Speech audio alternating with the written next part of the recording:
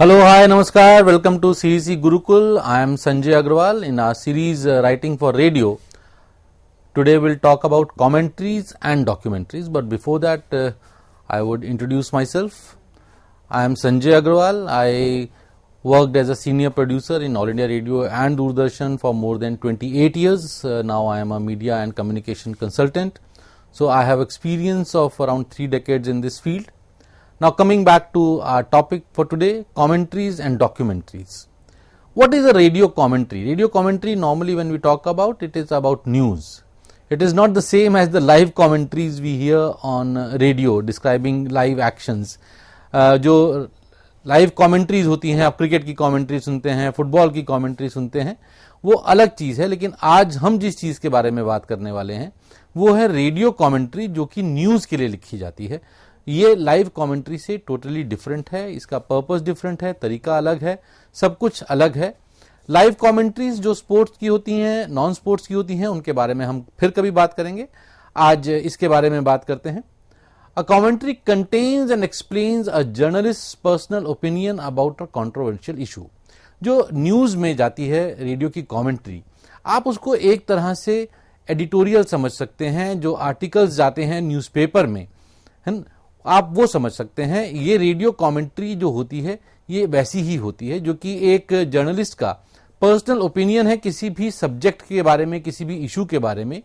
और ये ऑब्जेक्टिव और बैलेंस्ड नहीं हो सकती है, क्योंकि वो एक ओपिनियन है। एक जो जर्नलिस्ट है वो किसी भी विषय के बारे में क्या सोचता है, उसने उस विषय को किस तरह से देखा है, वो बताता है।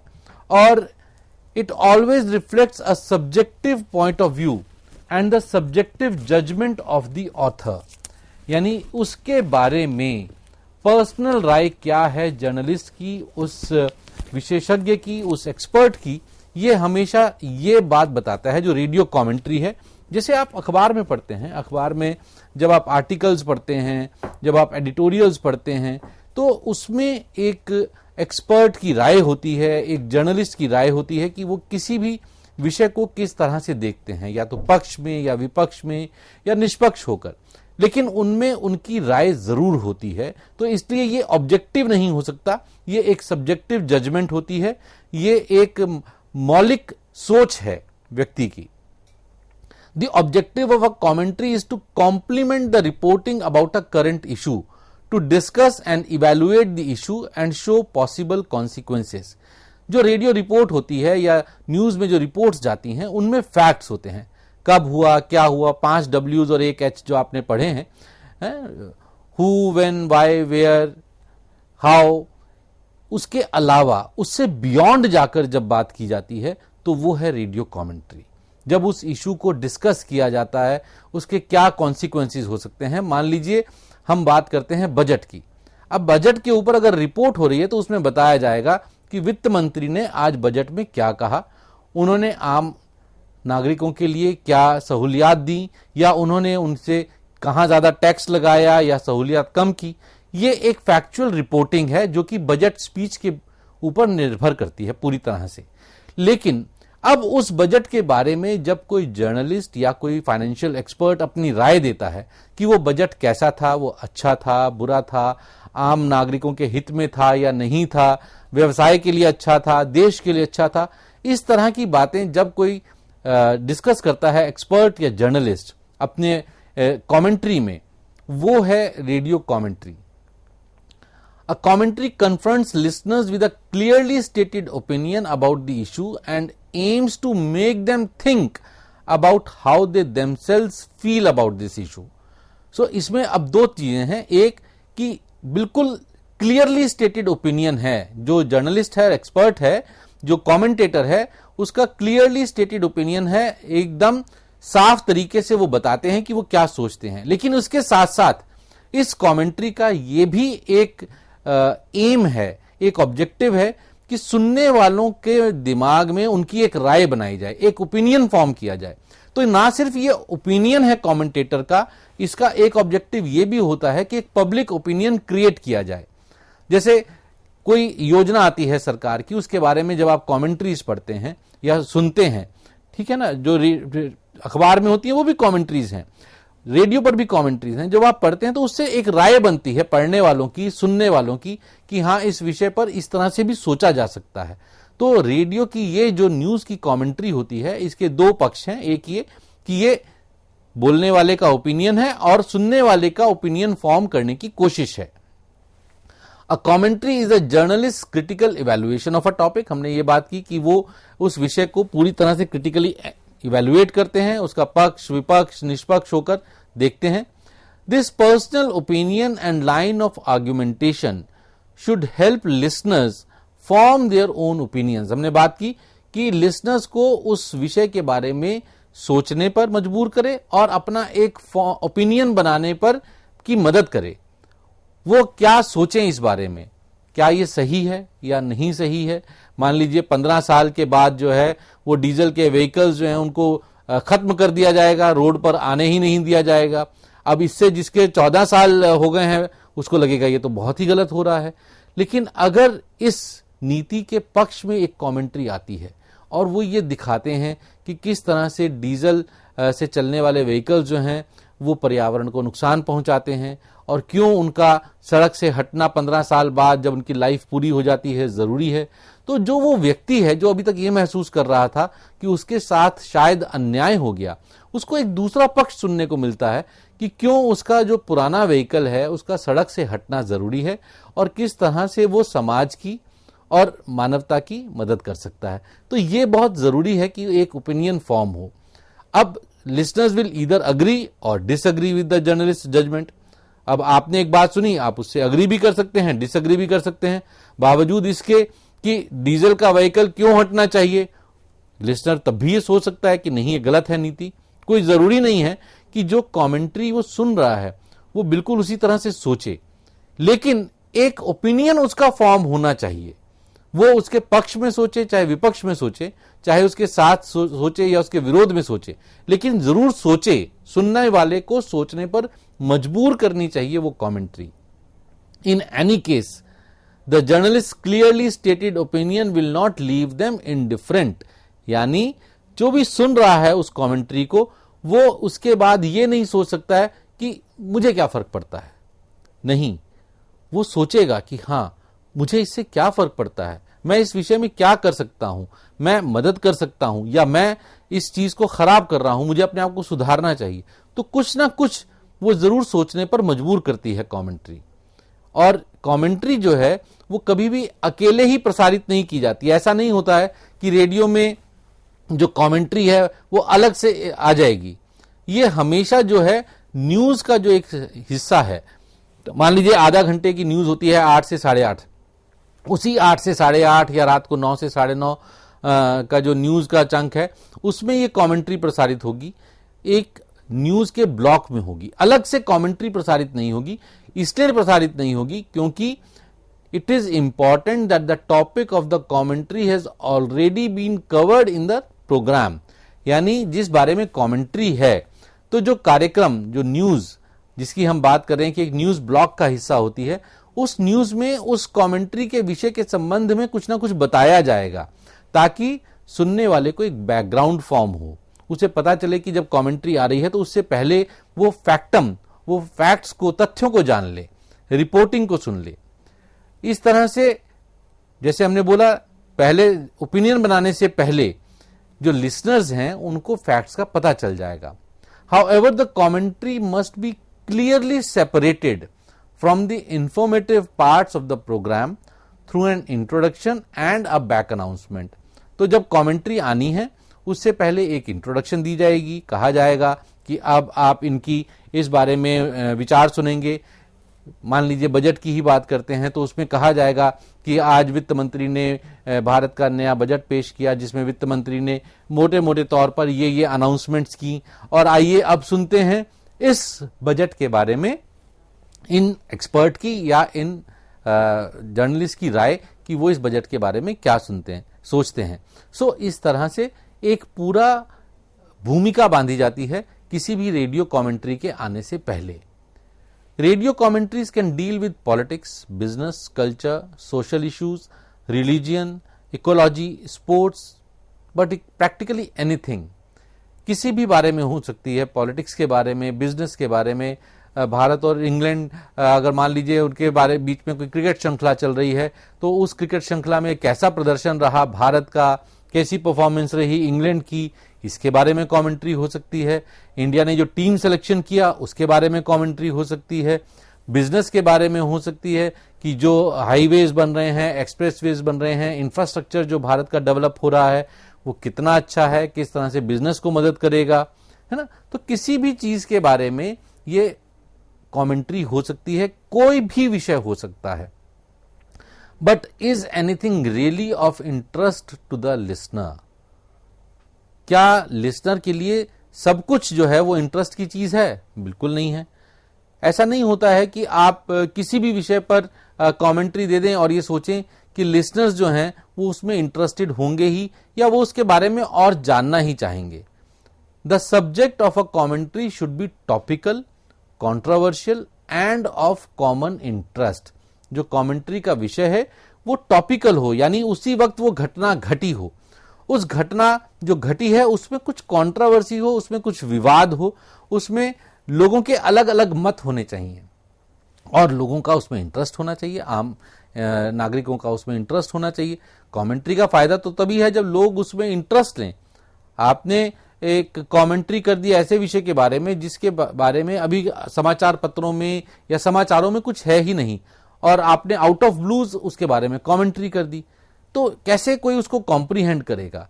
सो टॉपिकल इशू होना जरूरी है, तभी उस कमेंट्री का सही में फायदा होता है। It must be an issue about which people can have vastly different opinions. यानी अब मान लीजिए भारत क्रिकेट श्रृंखला खेल रहा है कोई, आधे लोग ऐसे होते हैं जो कहते हैं कि इंडिया बहुत अच्छा परफॉर्म कर रहा है, आधे लोग ऐसे होते हैं जो कहते हैं अरे क्या खेला भारत, हार गया ये वाला मैच। सो लोगों के अलग अलग विचार हैं। भारत का बजट आया उसके बारे में लोगों के अलग अलग विचार हैं। बिजनेसमैन कहेगा बहुत अच्छा है, आम आदमी कहेगा कि नहीं ये तो उसकी जेब पर भारी पड़ रहा है ना। तो जब अलग अलग विचार हैं तब उसके बारे में कमेंट्री करने से ये फायदा होता है कि जो सोच है लोगों की उसको आप फॉर्म कर सकते हैं, पब्लिक ओपिनियन फॉर्म कर सकते हैं। क्या क्या जरूरी है? First of all, any journalist who wants to write a commentary must meet certain criteria. They must have expert knowledge about the topic of the commentary. ये तो सबसे जरूरी है क्योंकि कमेंट्री जो है वो एक्सपर्ट राय है, एक विशेषज्ञ की राय है।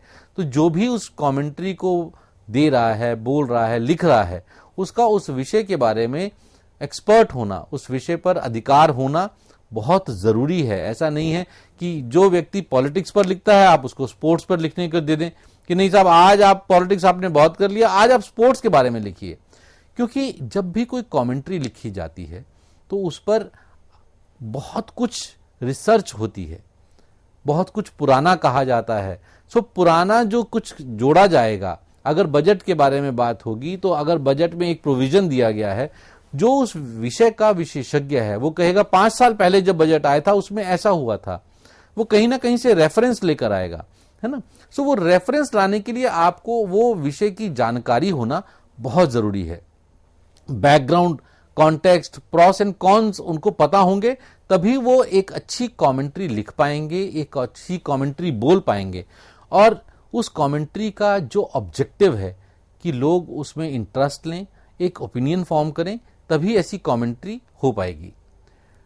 और ये तो है ही है कि उनका उस विषय के बारे में अपना एक विचार हो, अपना एक मत हो और वो उस मत को बेखौफ होकर बोल भी सकें। आपने अगर किसी जर्नलिस्ट को हायर किया कि वो जो है भारत सरकार की या राज्य सरकार की नीतियों के बारे में बोले, तो उस जर्नलिस्ट में ये साहस होना चाहिए कि अगर उसको लगता है कि कुछ गलत है तो वो बोल सके। क्योंकि जैसे कि प्रेस और मीडिया जो है वो चौथा स्तंभ है किसी भी डेमोक्रेसी का, तो उस स्तंभ में इतनी मजबूती होनी चाहिए कि वो बोल सकें जो गलत उनको लगता है। इसलिए कमेंट्री में अगर सरकार के विरुद्ध वो बोलना चाहें तो उनमें उतना साहस हो, लेकिन ऐसा नहीं है कि वो कुछ भी बोल सकते हैं। उनको शिष्टता के साथ बोलना होगा, उनको पूरी रिसर्च के साथ बोलना होगा और ऐसा नहीं है कि वो हवा में बात कर सकते हैं या कुछ भी बोल सकते हैं।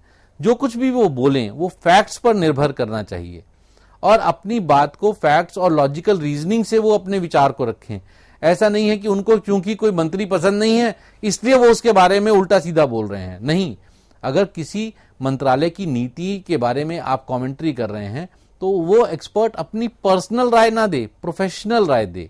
वो अपने विषय के बारे में जो उनकी प्रोफेशनल ओपिनियन है, जो प्रोफेशनल एक्सपीरियंस है वो दे। कैसे देगा?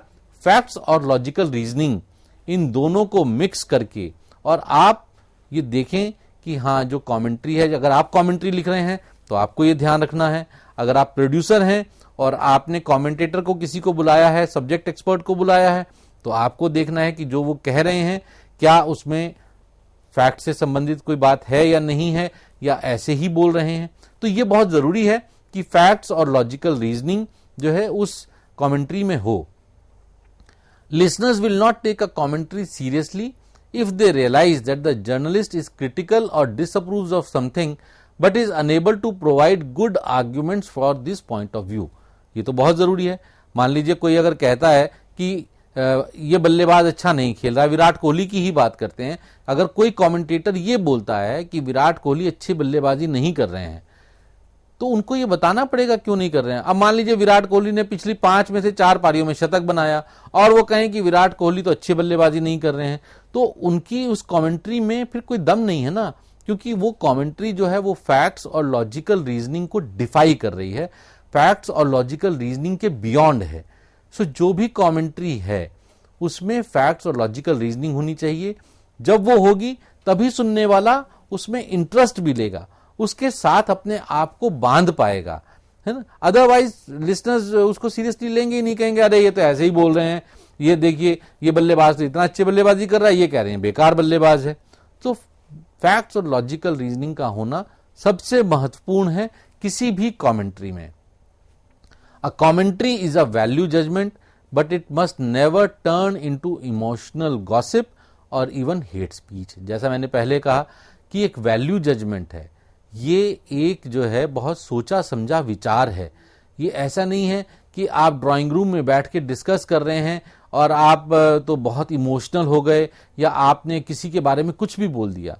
आप यहाँ पर जनता के बीच में अपनी बात रख रहे हैं, जनता का ओपिनियन उससे फॉर्म हो सकता है, सुनने वाले का, श्रोता का।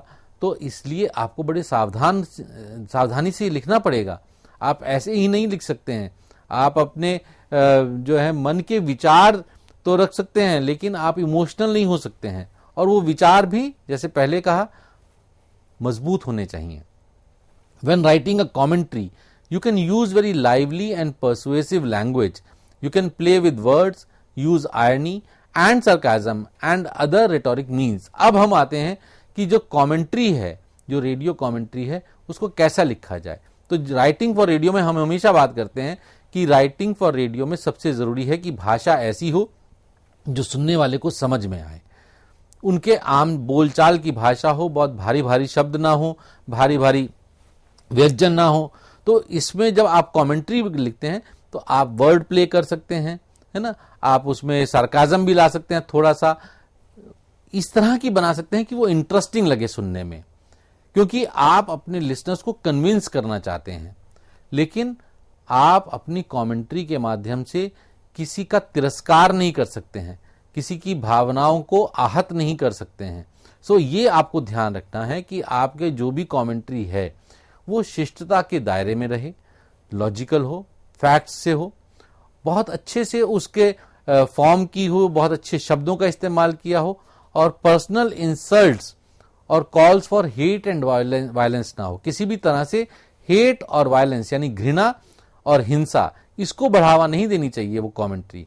तो ये आप ध्यान रखें कमेंट्री लिखते हुए कि जो कुछ भी आप लिख रहे हैं, बोल रहे हैं, उसमें हिंसा और घृणा का कोई स्थान नहीं है, उसमें किसी का तिरस्कार करने का कोई भी संभावना नहीं है। Your objective is to convince your listeners with your commentary. It is essential to plan its logical structure and think about your argumentation beforehand. तो जब आप कमेंट्री लिख रहे हैं तो आपको ये ध्यान में रखना है कि आप लिसनर्स को कन्विंस करना चाहते हैं। तो अपनी कमेंट्री को एक स्ट्रक्चर दीजिए कि मेरी कमेंट्री में पहले क्या आएगा, फिर मैं कहाँ जाऊँगा, फिर मैंने कहाँ पहुँचना चाहता हूँ। सबसे पहले ये आपको तय करना है कि आप अपनी कमेंट्री के माध्यम से क्या अचीव करना चाहते हैं। तो अब आपने अगर मंजिल सोच ली है तो फिर आप रास्ता अपना तय करेंगे कि हाँ, मैं किस रास्ते से यहाँ तक पहुँचूँगा।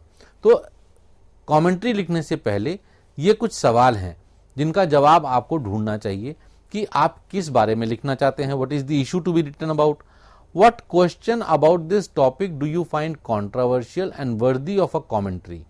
तो आपको इस विषय में ऐसा क्या लगता है कि इसके बारे में कमेंट्री होनी चाहिए, क्यों है ये जरूरी है पर क्यों है, तो वो क्यों का जवाब जरूर मिलना चाहिए आपको। How would you answer this question, और rather what is your opinion about the question. आपने कहा कि ये जरूरी है, ये बहुत ही इसके बारे में मतभेद है, तो आप इसका कैसे जवाब देंगे, आपका क्या ओपिनियन है। What evidence do you have for building an argument to persuade others that your opinion is valid? तो अब आपने कहा कि मेरा ये जवाब है। इस जवाब को बैक करने के लिए, इस जवाब को सपोर्ट करने के लिए आपके पास क्या क्या आर्ग्यूमेंट हैं, किस तरह से आप सुनने वाले को अपनी बात से सहमत करवाएंगे, ये आपको फिर उसके बाद तय करना है। What are some opposing arguments to your opinion and how will you counter those arguments? आपको यह भी ध्यान रखना है कि जब आप अपना आर्ग्यूमेंट दे रहे हैं तो सुनने वाला जो है उसका काउंटर आर्ग्यूमेंट क्या होगा। मान लीजिए आप कहते हैं कि ये बजट बहुत खराब था, लेकिन सुनने वाला हो सकता है वो सोचे कि ये बजट अच्छा था और ये बातें थी। तो आपको उनको जो वो सोच रहे हैं आपकी बात के विरोध में, उसके बारे में भी सोचना है और जो है उसके को भी एड्रेस करना है। What resolution do you want listeners to walk away with after hearing your commentary, और आपकी कमेंट्री सुनने के बाद लिसनर को क्या मिल रहा है, वो किस तरह से आपकी कमेंट्री को लेता है। अब क्या होना चाहिए कमेंट्री में एक स्ट्रॉन्ग ओपनिंग स्टेटमेंट होनी चाहिए। जब आप अपनी कमेंट्री की शुरुआत करें तो किसी भी रेडियो प्रोग्राम का ये सबसे महत्वपूर्ण हिस्सा है ओपनिंग। या तो वो लिसनर आपके साथ रहेगा या वो आपको छोड़ के चला जाएगा। ये किसी भी कार्यक्रम के पहले 30 सेकंड में निर्धारित हो जाता है। इसीलिए किसी भी रेडियो प्रोग्राम की ओपनिंग सबसे महत्वपूर्ण हिस्सा है उस कार्यक्रम की। अगर आपने पहले 30 सेकंड में सुनने वाले को बांध लिया अपने साथ, तब वो अंत तक आपके साथ रहेगा। लेकिन अगर पहले 30 सेकंड में आप उनको नहीं बांध पाए, उनको नहीं इंटरेस्ट कर पाए, तो फिर वो आपको छोड़ के चला जाएगा किसी दूसरे चैनल पर। तो ये आपके पास पहला मौका है कि आप अपना ओपिनियन दें और लिसनर का जो इंटरेस्ट है उसको आप जगाएं। आप एक स्ट्रांग ओपनिंग स्टेटमेंट दे सकते हैं, अरे कितना मुश्किल है, सरकार ने क्या कर दिया, या भारत की टीम ने क्या कर डाला। अब सुनने वाला थोड़ा सा उसका उत्साह और उसकी उत्सुकता जो है जागृत होगी कि अच्छा किस बारे में बात कर रहे हैं, ये इतनी जो स्ट्रांग स्टेटमेंट दे रहे हैं। ठीक है, उसके बाद ओपनिंग स्टेटमेंट के बाद फिर आप आते हैं फैक्ट्स पर। आपने कहा कि भारत की टीम ने क्या कर डाला, इतना खराब प्रदर्शन किया उन्होंने, ये जो श्रृंखला चल रही थी, ये आपकी ओपनिंग स्टेटमेंट हो गई। अब इसके बाद आप फैक्ट्स पर आते हैं। आप बताएंगे कि क्या क्या हुआ पूरी श्रृंखला में। You should now quickly summarise the most important facts. Even if your topic is in the news and of general interest, you cannot automatically assume that your listeners remember all the relevant details. आपका listener जानता है लेकिन सब कुछ नहीं जानता है। ये हमने राइटिंग फॉर रेडियो में सीखा है कि हम अपने लिसनर को जानकार तो समझेंगे लेकिन वो सब कुछ जानता है ये नहीं समझेंगे। तो हमने अगर बात कर रहे हैं बजट की या किसी और भी विषय के बारे में या वाहनों की नीति के बारे में, तो हम ये मान के चलेंगे कि हमारे लिसनर को थोड़ा सा पता है, लेकिन फिर भी हम उसके बारे में थोड़ा उसको और बताएंगे ताकि जब आपकी कमेंट्री, जब आपका कमेंट शुरू हो, जब आपका ओपिनियन शुरू हो, तो वो समझ सके। तो इसलिए बहुत ही ब्रीफ में उस विषय के बारे में कुछ बताना जो है वो बहुत जरूरी है ताकि एक कॉन्टेक्स्ट बन सके, एक बैकग्राउंड बन सके लिसनर के लिए। उसके बाद आप आते हैं आर्ग्यूमेंटेशन के ऊपर। ये आपके कमेंट्री का बीच का हिस्सा है। यहां पर आप क्या करेंगे, here you should give further details, possibly some background information, present arguments and details that support your opinion, but also devote attention to the arguments of your opponents in the form of a critical discourse. तो आप यहां पर अपनी जो आपके विचार हैं वो देंगे, जो आपकी राय है वो देंगे, इसी के साथ साथ जो आपके विरोधियों की राय या विचार हो सकते हैं आप उन बिंदुओं को भी छुएंगे, उन पॉइंट्स के बारे में भी बात करेंगे, ताकि आप दोनों तरह की बात लिसनर को बता सकें, आपकी क्या राय है और इसकी राय के विरोध में क्या सोचा जा सकता है और उसके बारे में आपका क्या कहना है, आपने उसको भी एड्रेस करना है, ताकि एक होलसम पिक्चर जो है वो सुनने वाले को मिल सके, वो पूरी तरह से उस विषय के बारे में जान सके, समझ सके और फिर अपनी राय बनाए। ये बहुत जरूरी है। आर्ग्यूमेंटेशन में आपको हर तरह के विचार को सम्मिलित करना है। You can weaken their arguments by counterbalancing them with your own much stronger ones. This way you can unveil your line of argument to your listeners step by step and hopefully convince them.